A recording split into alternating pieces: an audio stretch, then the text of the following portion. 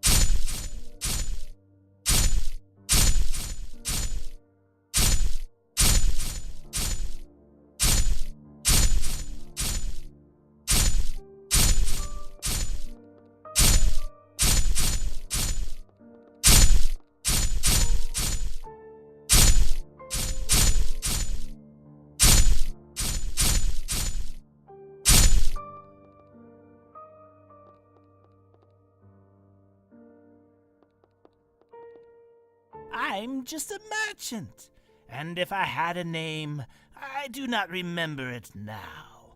Open this door, and I promise you that I'll know how to thank you.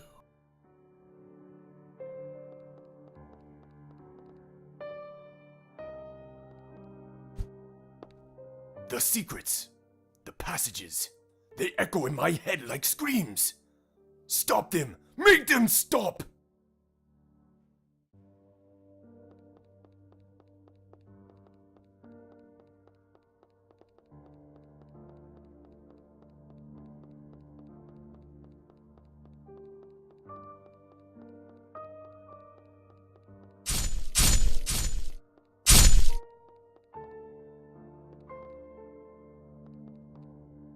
I have no importance. There is nothing I can do for you. My husband, he is imprisoned in this place. Free him.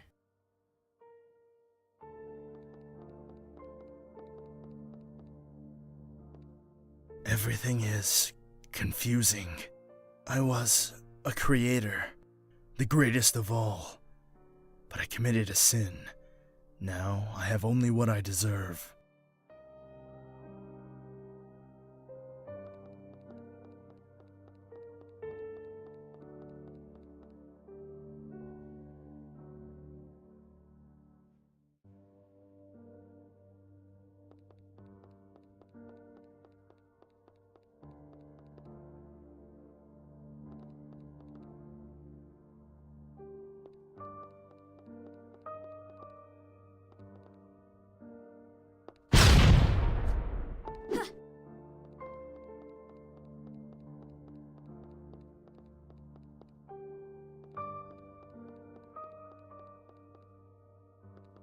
I am the one who devours everything. The one who stands over creation itself. I am the power.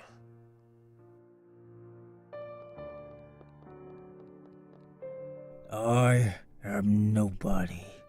I have never been. But somewhere in this prison is my wife. Free her. She will know how to reward you.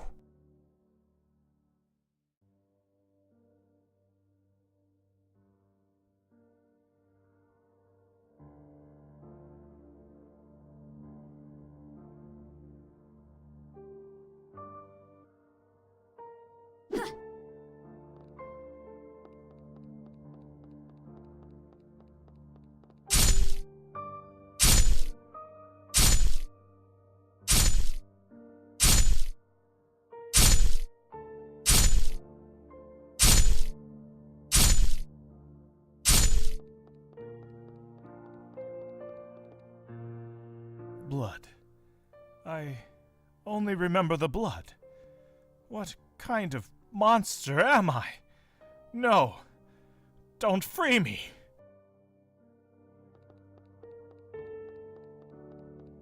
I am sorry, World Walkers. I have nothing to say.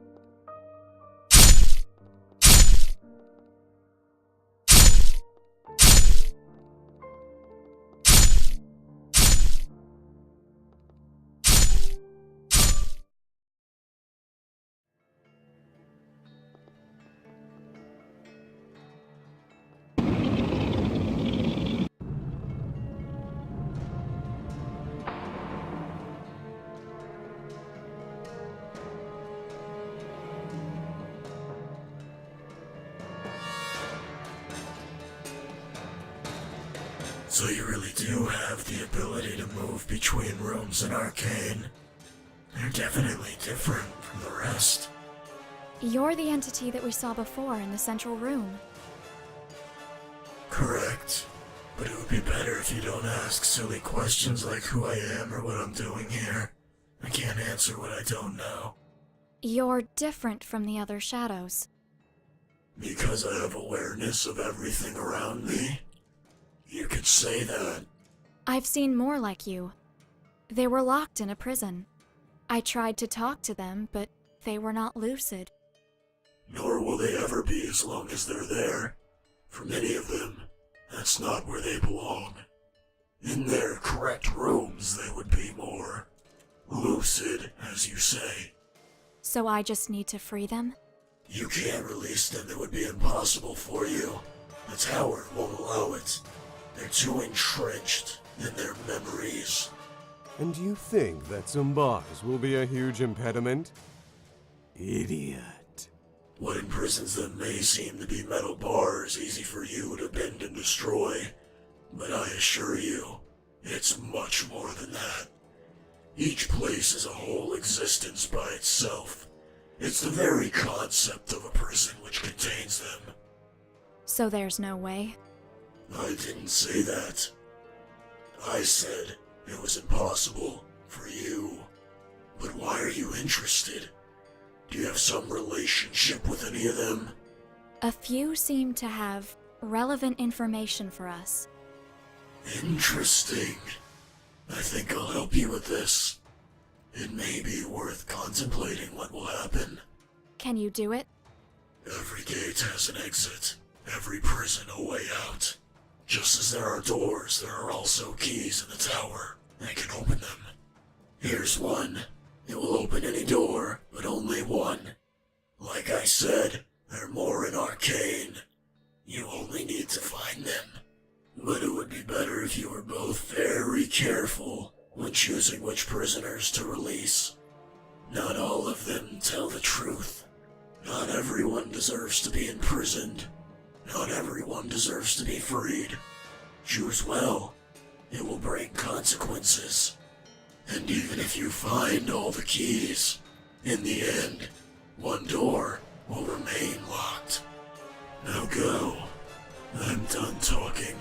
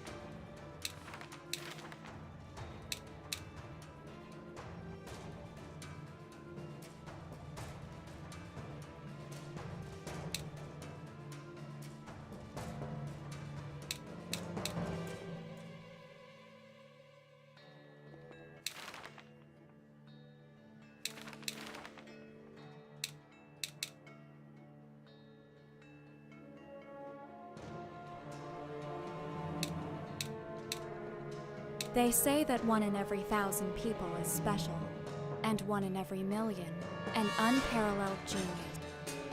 Nascal entered the hall where the Council of Brax was taking place.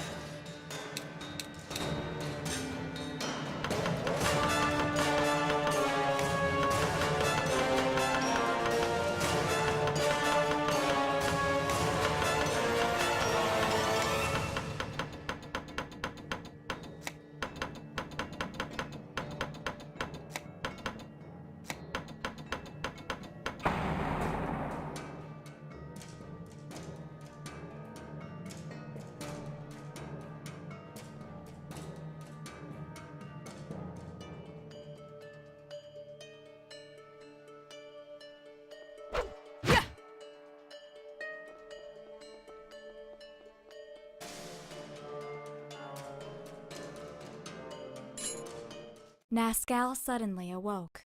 For months, he had been unable to sleep well, and that night had been particularly bad, something which he blamed on the emotion of being so close to finishing his work.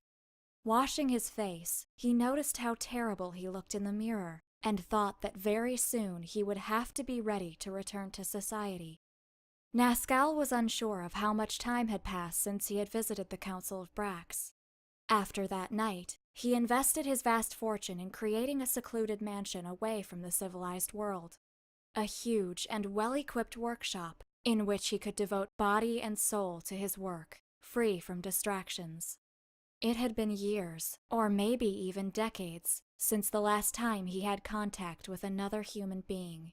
But loneliness meant little to him. All that mattered was that he was close to reaching his goal.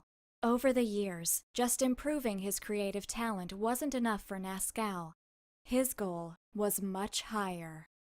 He devoted day after day to research the same process Gaudemus developed to make his works, becoming an unrivaled expert in lost science and supernatural rituals. With such unusual tools, he managed to create countless animated puppets, which were able to move by themselves. The very ones that now protected his mansion and took care of its maintenance. But they were all just prototypes for his definitive work, the ultimate puppet. An artificial being so perfect, it would not be aware that it was not alive. Nascal solemnly went down to the heart of his workshop, where his most valued masterpiece waited for him. On the table was a body. Any observer would think without a doubt that it was a true human being. It had the same appearance as its creator, as identical as 2 drops of water. The master puppeteer smiled. In his next encounter with Gaudemus, it would be his marionette that greeted him. An ironic joke that only he would be able to understand. After reviewing the status of the project for hours, Nascal determined that it was only a matter of days until it was finished. Only a few pieces were missing, which should be stored in his secondary workshop. With unusual anxiety, he walked to the north wing in search of them. It had been a long time since he had visited that area of the mansion, and he was not even really sure of why he stopped going there. Upon entering the room, the master puppeteer was struck by the terrible state of the place. He didn't remember having forsaken it for so long. Without giving it too much thought, Nascal walked to where the pieces were stored, but he saw something in his way which puzzled him. There, sitting in the workshop, was a corpse, holding the parts Nascal had come for. His flesh, rotted and dried, was in pretty bad shape, suggesting that it had been in that place for a long time. Surprised, Nascal approached to examine the body, but before he could do so, the puppet master became completely paralyzed with terror. Because, despite being worn and wasted, there was no doubt. The corpse had exactly the same face as him.